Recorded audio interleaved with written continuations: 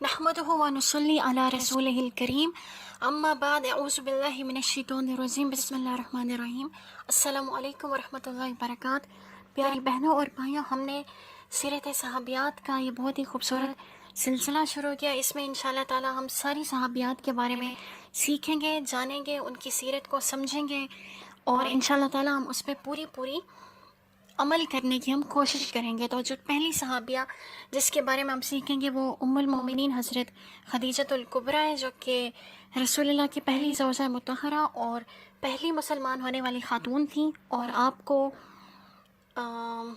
صحابیات مبشرات میں بھی آپ کا نام ہے۔ صحابیات مبشرات بولتے ہیں کہ وہ 10 صحابیات جن کو دنیا میں ہی جنت میں جانے کی خوشخبری مل گئی تھی۔ تو آپ کا جو تعلق تھا وہ قبیلہ قریش کی شاخ بنو اسد سے تھا، جو کہ مکہ کے شرفا میں شمار ہوتے تھے، اور اکثر لوگوں کا پیشہ وہاں پہ تجارت تھا۔ آپ کے والد کا نام خویلد بن اسد تھا، جبکہ والدہ فاطمہ بنت زائدہ تھی، اور والدہ لوی بن غالب کے دوسرے بیٹے عامر کی اولاد میں سے تھیں۔ آپ کا جو سلسلہ نسب ہے وہ حضرت خدیجہ بنت خویلد بن اسد بن عبد العزیٰ بن قصہ بن کلاب بن مرہ، اور والدہ کی طرف سے سلسلہ نسب ہے حضرت خدیجہ بنت زائدہ بن اسم بن حرم بن واحر بن حجر بن عبد بن محیص بن عامر، اور بعض مورخین کے نزدیک ماں کے سلسلہ نسب میں بعض ناموں پر اختلاف ہے۔ قصہ بن کلاب جو تھے وہ حضرت خدیجۃ الکبریٰ کے پردادا تھے، جو کہ رسول اللہ کے بھی جد امجد تھے، اور اس طرح قصہ پر جا کر حضرت خدیجہ کا سلسلہ نسب رسول اللہ کے سلسلہ نسب سے جا کر مل جاتا ہے۔ حضرت خدیجہ کے والد خویلد بن اسد ایک کامیاب تاجر تھے، اور اپنے قبیلے میں بڑی عزت اور احترام سے دیکھے جاتے تھے۔ حسن معاملہ اور دیانتداری کی بدولت تمام قریش میں نامور، ہر دل عزیز اور قابل قدر تھے۔ آپ حضرت خدیجہ یعنی عام الفیل سے 15 سال پہلے 68 قبل ہجری 555 میں مکہ میں پیدا ہوئیں۔ آپ بچپن ہی سے نہایت شریف النفس اور نیک طبع تھیں۔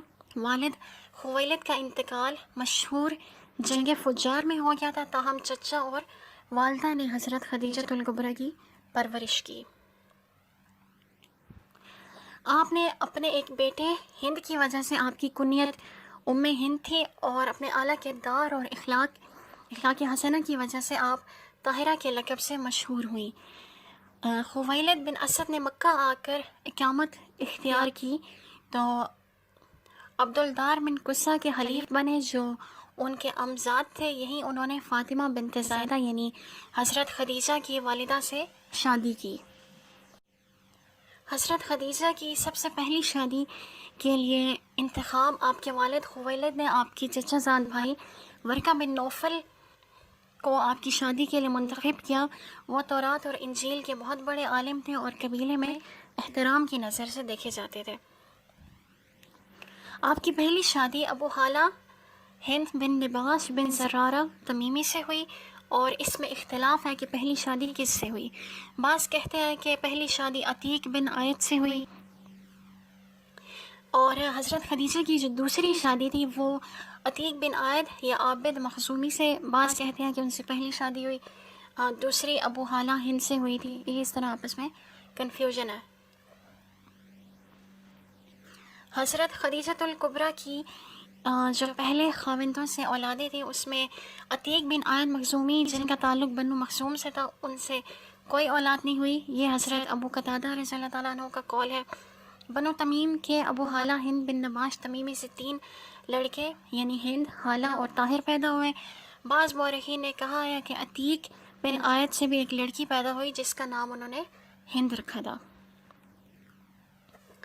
دوسرے خاوند کے انتقال کے بعد حضرت خدیجۃ الکبریٰ نے کن کو نکاح کا پیغام دیا؟ تو عتیق ابو حالہ کی وفات کے بعد قریش کے بڑے بڑے سرداروں نے انہیں حضرت خدیجہ کو نکاح کا پیغام دیا، مگر انہوں نے انکار کر دیا۔ ان سرداروں میں ابو جہل، ابو سفیان، عتبہ بن ابی معیط، سلت بن ابی یحاب وغیرہ شامل ہیں۔ سیدہ خدیجۃ الکبریٰ کی نیک نامی، فہم و فراست اور کردار کی بلندی کی وجہ سے بھی سرداران قریش شادی کے متمنی تھے۔ اکثر مورخین کے بقول رسول اللہ صلی اللہ علیہ وآلہ وسلم سے شادی سے قبل آپ کی 2 ہی شادیاں ہوئی تھی، تاہم بعض مورخین کہتے ہیں کہ سیدہ کی تیسری شادی بھی ہوئی تھی۔ ایک روایت کے مطابق آپ کا تیسرا نکاح ان کے امزاد سیفی بن امیہ سے ہوا، تاہم اکثر روایات میں ہے کہ پہلی 2 ہی شادیاں ہوئیں، تیسرا نکاح سرکار دو عالم صلی اللہ علیہ وآلہ وسلم سے ہوا، اور وہ معتبر سیرت نگاروں کا اسی پر اتفاق ہے۔ حضرت خدیجۃ الکبریٰ کی بیوگی کے دوران ان کا ذریعہ معاش کیا تھا؟ چونکہ آپ کے والد مکہ کے بڑے تاجر تھے، لیکن ان کی اولاد نرینہ نہیں تھی۔ اولاد نرینہ مطلب ان کے بیٹے نہیں تھے، تو حضرت خدیجۃ الکبریٰ نے اپنے والد کا کاروبار سنبھالا اور مال تجارت دوسرے ملکوں کو روانہ کرنے لگی۔ آپ کے والد جنگ فجار میں مارے گئے تھے، تو رسول اللہ کے نکاح میں آنے سے پہلے حضرت خدیجۃ الکبریٰ نے اپنا مال تجارت کس طرح دوسرے ملکوں کو روانہ کرتی تھی۔ ان کی تجارت بڑی وسیع تھی، وہ بااعتماد لوگوں کو مستاجر بنا کر ان کا حصہ مقرر کر کے انہیں تجارت کے لیے بھیجا کرتی تھی۔ ان میں عموماً ان کے عزیز و اقارب ہوتے تھے اور بعض افراد کو انہوں نے ملازم بھی رکھا۔ رسول اللہ سب سے پہلے ان کا مال لے کر ملک شام گئے، اور اس سفر میں حضرت خدیجۃ الکبریٰ کا غلام میسرہ آپ صلی اللہ علیہ وآلہ وسلم کے ساتھ تھا، اور ان کی تجارت شام اور یمن کے ملکوں تک تھی، اس لیے انہوں نے وسیع کاروبار کو چلانے کے لیے بڑا عملہ رکھا ہوا تھا، جس میں متعدد عرب، یہودی اور عیسائی ملازم تھے۔ حسن تدبیر اور دیانتداری کی وجہ سے آپ کی تجارت ترقی پر تھی۔ اس کے ساتھ ساتھ آپ زیادہ وقت تنہائی میں گزارتی اور کچھ وقت بیت اللہ میں اور اس وقت کی کاہنہ عورتوں کے ساتھ حالات پر بحث بھی کرتی۔ آپ کی مکہ اور ارد گرد کے حالات پر گہری نظر تھی۔ جناب ابو طالب نے حضرت خدیجۃ الکبریٰ کے مال تجارت کے بارے میں رسول اللہ سے کیا کہا؟ تو رسول اللہ اس وقت بکریاں چراتے تھے۔ ایک مرتبہ حضرت خدیجۃ الکبریٰ کے مال تجارت کی روانگی کا وقت آیا تو جناب ابو طالب نے رسول اکرم صلی اللہ علیہ وآلہ وسلم سے کہا کہ تم خدیجہ رضی اللہ تعالیٰ عنہ سے جا کر ملو، ان کا مال تجارت شام جائے گا، بہتر ہوتا کہ تم بھی ساتھ جاتے، میرے پاس روپیہ نہیں، ورنہ میں خود تمہارے لیے سرمایہ مہیا کرتا۔ تو حضرت خدیجہ رضی اللہ تعالیٰ عنہ نے رسول اکرم صلی اللہ علیہ وآلہ وسلم کو مال تجارت بیچنے کے لیے کیا پیغام بھیجا؟ رسول اللہ اپنی شرافت اور دیانت کی وجہ سے امین کے لقب سے مشہور تھے، اور آپ کے پاکیزہ اخلاق کا بھی حضرت خدیجہ کو بہت اچھے سے علم تھا۔ جب حضرت خدیجہ رضی اللہ تعالیٰ عنہ کو جناب ابو طالب کی گفتگو کی خبر ملی تو انہوں نے حضرت صلی اللہ علیہ وآلہ وسلم کو پیغام بھیجا، آپ میرا مال تجارت لے کر شام جائیں، جو معاوضہ میں اوروں کو دیتی ہوں آپ کو اس کا دگنا معاوضہ دوں گی۔